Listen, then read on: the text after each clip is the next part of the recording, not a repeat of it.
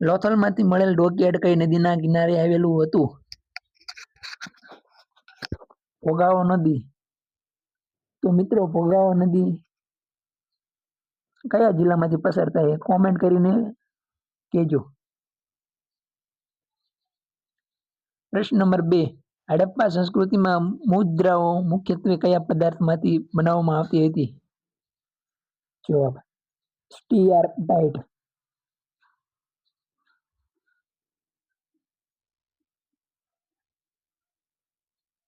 નીચેમાંથી કઈ વસ્તુ લોથલમાં ખાસ મળી આવી છે? જવાબ મણકા બનાવવાની વર્કશોપ.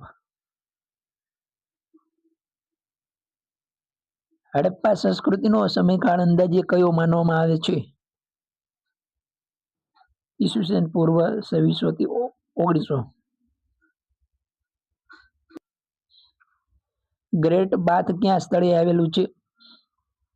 હતું. ગ્રેટ બાથ કયા સ્થળે આવેલું હતું? મોહેંજો-દાડો. હડપ્પા સંસ્કૃતિમાં નગર યોજના કેવી હતી? જવાબ ગ્રીડ પદ્ધતિ. ધોળાવીરા કયા રાજ્યમાં આવેલું છે? ગુજરાત રાજ્યમાં. આપણા ગુજરાત રાજ્યમાં આવેલું છે હાલમાં. હડપ્પા સંસ્કૃતિની લિપિ વિશે શું સત્ય છે? હડપ્પા સંસ્કૃતિ લિપિ હજુ સુધી વાંચી શકાતી નથી. લોથલ કયા માટે પ્રખ્યાત હતું? લોથલ સમુદ્રી વેપાર માટે પ્રખ્યાત હતું. ચૌરી ચોરા ઘટના કયા આંદોલન સાથે જોડાયેલી છે? અસહકાર આંદોલન. 1857ના બળવાના સમયે ગવર્નર જનરલ કોણ હતા? 1857નો બળવો થયો ત્યારે ગવર્નર જનરલ હતો લોર્ડ કેનિંગ.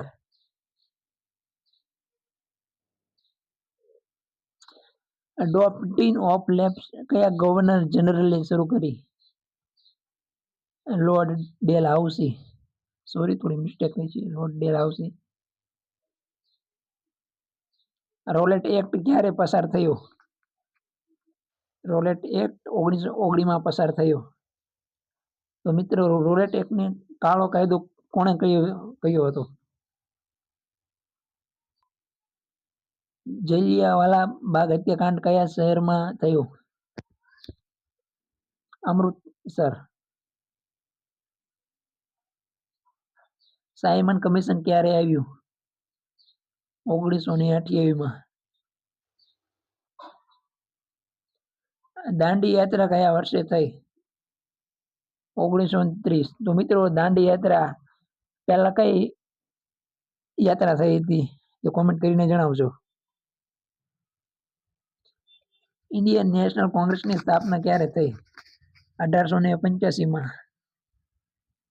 અને મિત્રો ઇન્ડિયન નેશનલ કોંગ્રેસની અધિવેશન સૌથી પહેલી અધિવેશન કયા શહેરમાં અને કઈ સાલમાં થઈ હતી? કોમેન્ટ કરીને બતાવજો. ક્વિટ ઇન્ડિયા મૂવમેન્ટ ક્યારે શરૂ થયું? 1942. લોથલની શોધ કોણે કરી? એસ.આર. રાવે. સાલ કોમેન્ટ કરીને જણાવજો. હડપ્પા સંસ્કૃતિમાં અનાજના ભંડાર કયા સ્થળે મળ્યા? જવાબ આવશે હડપ્પા. તો મિત્રો ચેનલને સબસ્ક્રાઇબ કરજો અને